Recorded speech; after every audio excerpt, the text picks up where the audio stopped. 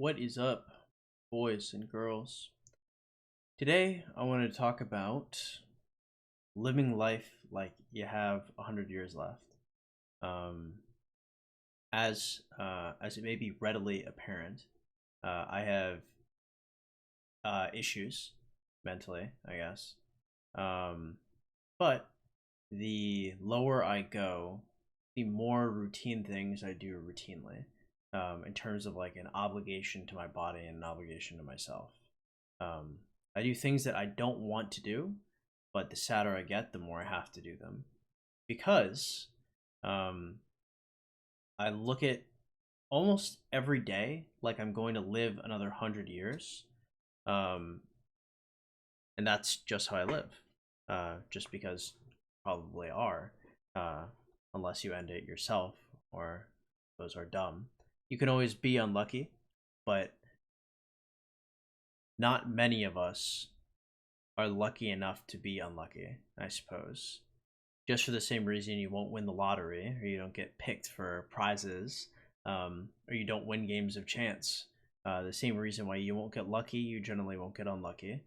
Now, it is possible, you could just get struck by lightning or immediately get cancer, but unlikely, right? Every workout you do, every time you drink water instead of soda, every time you have healthy interactions with your family and friends, all of these things are going to build towards you living an extended period of time. And it's going to make the period that you do live worth living, almost a valuable and more comfortable existence. But it's something that even at your lowest, you have to build. In fact, at your lowest, it's the most crucial to build because that's generally when things start to slip.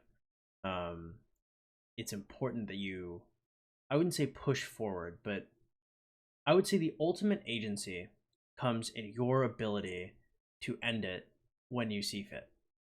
That is true agency. There are not many things you can control in this world. That is one of them. Um, and with that knowledge, at your lowest, if you want it to end, it can end.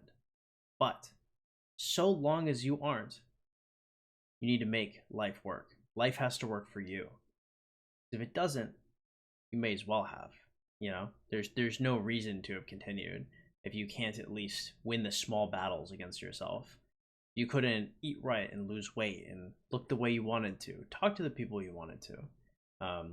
I suppose there's a new lease for someone with the agency to hit the power off button whenever they choose to. There's a certain strength in that. And so this is why you should, we'll say, organize your garden and organize your life. You know, get your own place, work for it. You know, um, decorate it how you want, spend your time how you want, seek anybody you want to, chase who you want. They ghost you, it happens. They reject you, it happens. They accept you in and turn out to be crazy, it happens, right? You have to be able to live on the edge. You have to be able to push yourself further and take risks that aren't life threatening but are life threatening. You know what I mean? Not life threatening as it'll end your life, but life threatening is in you can't live without the knowledge of doing the risks that you aim to take. There's no reason to like sit around and like rot, and scroll through your phone and whatnot, as you slowly wait to die. Either A, speed up the process, or B, live every day like you're gonna live the next 100 years. And this doesn't mean that like don't have fun or anything like that. This just means that live life in a way that you won't regret. A way where you can look back in time, you can say, okay, all of this stuff mattered.